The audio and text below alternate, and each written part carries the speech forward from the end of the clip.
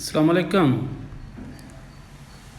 آج ہم آپ کو پراٹھا بنانے کا بہترین طریقہ اور اتنی پیاری ریسپی ہم آپ کو بتا رہے ہیں کہ جس میں ہمارے پاس تھوڑا سا ساگ بچا ہوا تھا رات کو، تو ساگ لگا کے ہم نے اتنا زبردست قسم کا پراٹھا بنایا ہے کہ یہ میں نے روٹی ایک بیل لی ہے اور اس کے اوپر میں نے ساگ لگا لیا ہے، پھر دوسری روٹی بیلی ہے اور اس کے اوپر میں نے اس کو ایسے موومنٹ کر لیا، ٹھیک ہے، موڑ لیا چاروں سائڈ سے، اس لیے کہ تاکہ یہ روٹی جو ہے یہ اگر پانی تھوڑا سا ہاتھ میں لگا لے تو بھی بہتر ہے، اگر نہ لگائیں پھر بھی یہ پکڑ لیتا ہے، ٹھیک ہے۔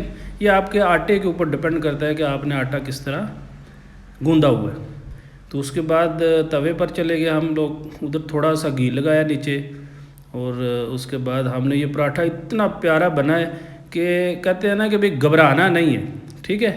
نیچے تھوڑا سا گھی لگایا ہوا ہے، اس لیے آپ جدھر بھی اس کو موومنٹ کریں گے یہ ہو جائے گا، تو گھبرانا نہیں ہے۔ جب آپ کے تھوڑا سا 2-3 چمچ گھی اوپر دیسی لگائیں تو پھر مزہ آئے گا، دیسی گھی آپ اوپر لگائیں، اس سے آپ کی ٹیسٹ میں اور کھانے میں کرکرا بھی ہو جائے گا اور خوشبو بھی آئے گی ماشاءاللہ، ٹھیک ہے۔ تو یہ ہمارا پراٹھا تیار ہو گیا۔ ایک چائے کا کپ ہم نے ساتھ میں بنایا جس میں دال چینی، سونف اور باقی الائچی وغیرہ تو ڈالی ہے۔ تو یہ پراٹھا اتنا پیارا ہے کہ کبھی آپ کے گھر والے کہیں چلے جائیں، گھر میں ہوتا ہے نا، تو گھبرانا نہیں، آپ نے خود ایک دفعہ ٹرائی کرنی ہے اور پھر آپ کہیں گے کہ سمجھ لو کہ آپ جب آپ کا دل کرے گا۔ یہ گرینڈر تھا اس لیے میں نے آپ کو بتایا کہ یہ گرینڈ میں نے کیا، ٹھیک ہے، تو گرینڈ کر لیں گے تو پھر زیادہ اچھا ہو جائے گا۔ یہ چائے کا ایک کپ۔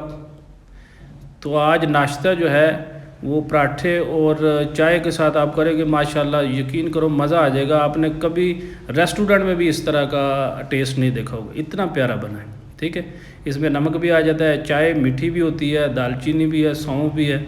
اور ہمارے ساتھ رہیں اور ہمارا ساتھ دیں اور ویڈیو کو آگے شیئر کریں، انشاءاللہ دعائیں کریں، ہم آپ کے ساتھ رہیں گے، ٹھیک ہے جی۔